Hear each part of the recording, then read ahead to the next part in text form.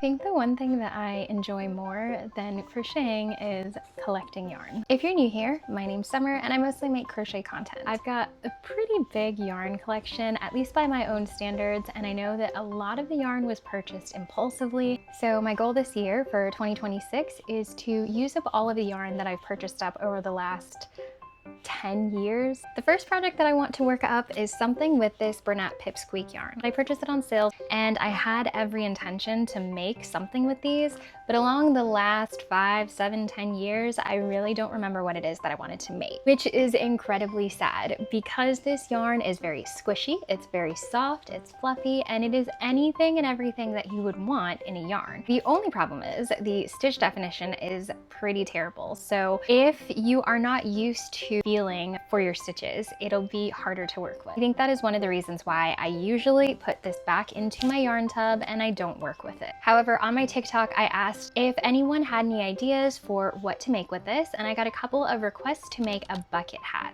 I'm taking a 4.5mm crochet hook and I started with a magic ring. The first row is 8 single crochets and I am increasing around to make the brim nice and flat for the top. As you can tell, you really cannot see the stitches at all. So for the most part, I am just running on vibes at this point and really feeling and counting. I will come back in a little bit whenever I get a few more rounds done.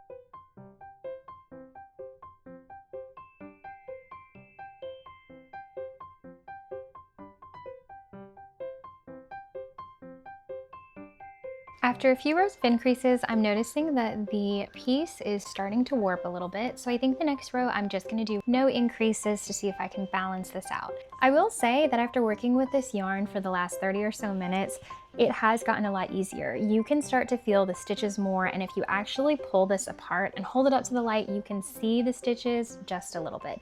So I think that I may have misjudged this yarn teensy bit before I started working with it, and now that I've gotten the hang of it, I actually really enjoy it. All right, I did 2 rows of no increases followed by 2 rows of increases, and I think that really evened out the warping. It seems like this is actually the perfect size for the top. I think now I'm just going to continue with no increases. For the next row, I'm gonna try to work in the back loop only of every stitch. I don't know how successful that'll be, but that will usually create a nice edge instead of having it kind of roll over. So we'll see how that works out.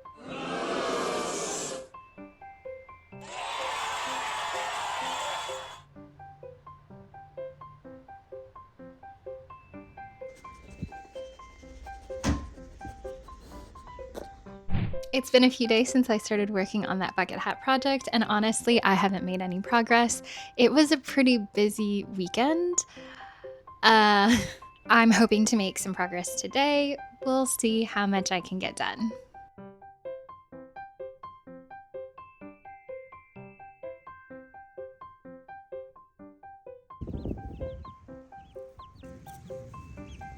Alright guys, I'm back on day 3 of working on this crochet bucket hat with the Bernat Pipsqueak yarn in the Neapolitan color. It kind of reminds me of like a strawberry cow. However, yesterday I got a little excited anticipating the end of this project and I didn't film anything beyond the behind the scenes stuff. But here is the finished bucket hat. I actually really like how it turned out. Throughout the project, it got a lot easier to work with this yarn, and I really kicked myself for how I misjudged this in the very beginning and honestly over the last 10 years. This is kind of a lesson to me to not prejudge a yarn, I suppose, until I've actively worked with it long enough to get the feel of it. When I finished working the top part of the hat, I did 1 row of increases to flare out the brim. So I did 2 single crochet and 1 single crochet, 1 single crochet in the next, and kept alternating all the way around that row. Then I followed it up with a row of decreases because I did notice that the brim was starting to warp a little bit, and that wasn't exactly the shape that I was going for.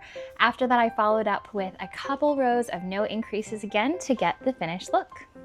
So what do you guys think? Leave a comment below to let me know what you thought of this project and the whole process.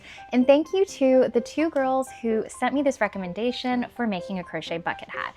This is the first time I've ever crocheted a bucket hat, and honestly, I think this won't be the last. I really enjoyed this entire process. It worked up within a few hours, and if you sit down and really get yourself to work on it, you can get it done in a couple of days. It's a perfect gift for a friend or a family member, or even just for yourself. It pairs up really well, although I'm not too sure that I'm going to be keeping this particular hat with the 3 colors in my normal daily wear. Not exactly the colors that I go for, but I will say that this is really cute. So I might donate this or give this to someone who has a little girl, or someone who just likes pink, brown, and white all together. All right, guys, that's it for today's video. I hope that you enjoyed coming along with me on this process of using up some of my yarn stash, finding a use for this Bernat Pipsqueak yarn that I've held onto for years and years and years, and making my first ever bucket hat. If you liked today's video, press that like button, leave a comment down below for what you think I should make next, and subscribe to my channel for more crochet content. Until next time, guys, bye.